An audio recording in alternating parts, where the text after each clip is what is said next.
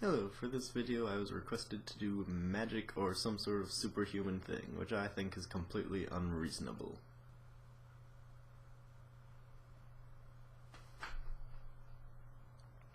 I'm not a good magician, and magic isn't real, but I can talk about magic for a while. That's a little more possible. I can specifically talk about believing in magic and superhuman things. And it gets into the two methods of believing. One is to believe the thing that is most reasonable and the thing that is most likely to be true, and the other is believing the thing that would be most beneficial to believe. And both approaches to belief are valid, and a lot of people just kind of switch between the two whenever they feel like it.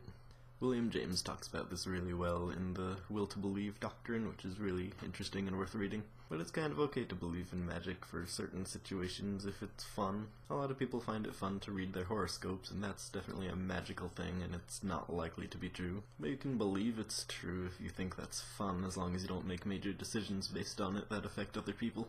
If you are trying to believe what's most likely to be true, don't believe in horoscopes. It's really easy to disprove. Some people do think that horoscopes are likely to be true, but that's mostly because of a confirmation bias. Basically, if I'm a Cancer and I read the Cancer horoscope and 80% of the time it comes true, then I might say that the horoscope is accurate and valid.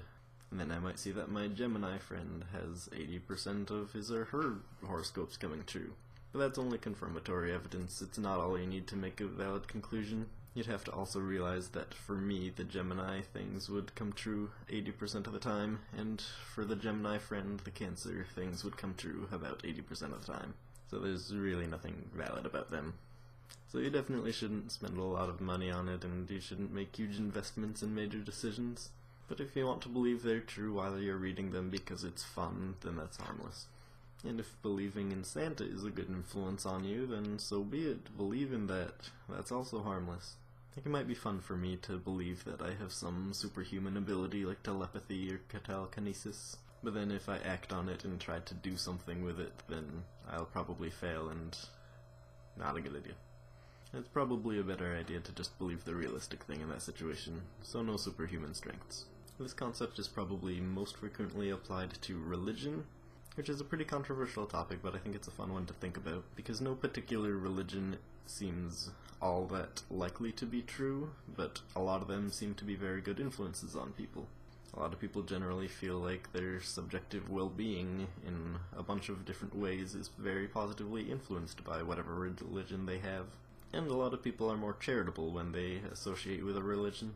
A lot of times people get more homophobic and a little more hateful of the out-group, which is anyone who is not their personal religion, and that's a pretty bad influence. And there's also the black sheep effect, where once you associate with one particular religion, you have to have all of your qualities line up with the expectations of that group, and then you lose a lot of individuality. But if you can avoid the negative aspects and take the harmless aspects, then religion really isn't a bad decision, and you can kind of rationalize it in a logical way. And when you recognize that what you believe in is really just whatever makes you happy, it makes it a lot easier to accept everybody else for whatever they believe in. Like if you're a Catholic, you might find it a lot easier to accept somebody who's Jewish, just because you know that Judaism is what makes them happy and Christianity didn't happen to be what made them happy. It's a really important thing to keep in mind, I'd say. But I think you can expand the mindset to a lot more than just religion, as a lot of people do. If you find it fun to believe in magic when you're watching Harry Potter just so you can get more into it, and then go back to believing in whatever is most reasonable, then that's fun too.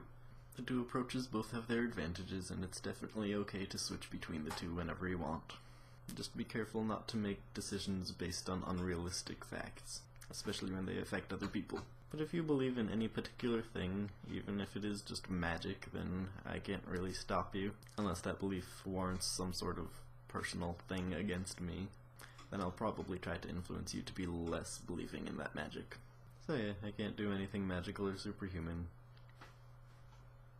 And that's about all I have to say about magic.